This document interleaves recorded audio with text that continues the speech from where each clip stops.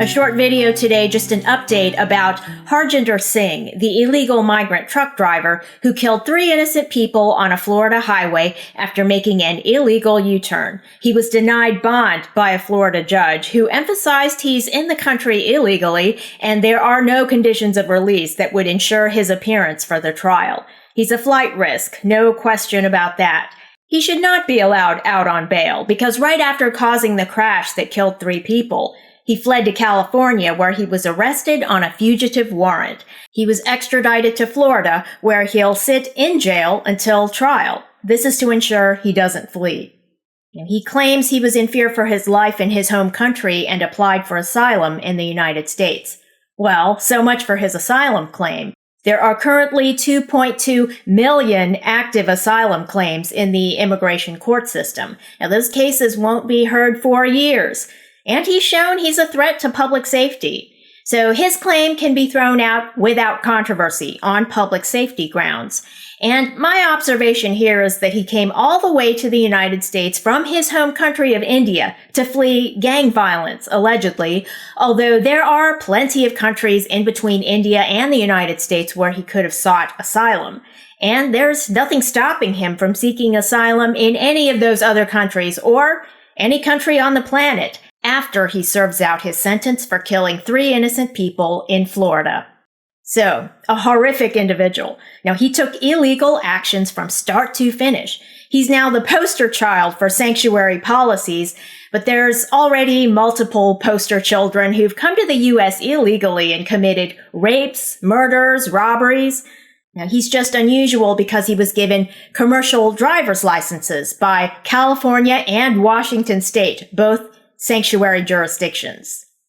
Trucking is a lucrative business, but there's been downward pressure on driver salaries because of so many foreign drivers flooding the employment market.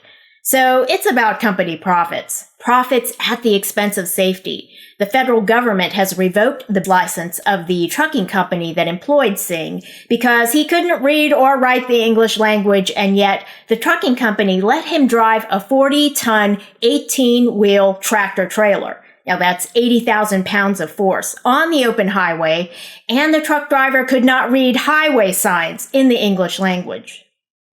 Secretary of State Marco Rubio is halting worker visas for all commercial truck drivers while the investigation continues as to how such an unqualified driver was given a CDL. Now, the thing about illegal presence is those folks have a problem obeying the law. Now, that's got to be a factor if we're looking at the individual and not just the macro factors. Unlawful entrants had a problem with the law where they came from, and they have problems with the law here. It's the same pattern, the same problem in their lives. This individual, Singh, he rejected authority. He came in illegally, and 3 people lost their lives. And he lost the next several decades of his life because he'll spend them in prison. The state will have to feed him and house him, but it'll be worth it to keep him off the road. The emergency personnel, the rescue crews that responded to the crash, they reported that Singh expressed no remorse, no reaction at all. He just stood on the side of the road after killing 3 innocent people, didn't try to find out if the victims were harmed, no concern at all. He's a threat to public safety, and his asylum application can be thrown out without controversy. Gavin Newsom is trying to talk himself up now. He'll be running for president, probably, and that's so he can run the country into the ground just like he did California.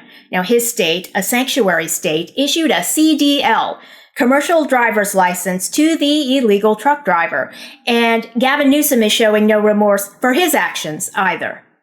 He could not get the wildfires under control, which caused the destruction of so many homes in LA last year. Now, President Trump had been warning California for years about the wildfires, and all Gavin Newsom did was complain that the president threatened to withhold federal funding for disaster relief, which didn't happen, incidentally. The Hollywood folks who were in the wildfires have placed the blame squarely on Gavin Newsom and Karen Bass. Now, their efforts to protect the rivers and streams rather than bolster the infrastructure caused the fire hydrants to run dry. Thanks for watching, and if you enjoyed this video, leave a like and don't forget to subscribe.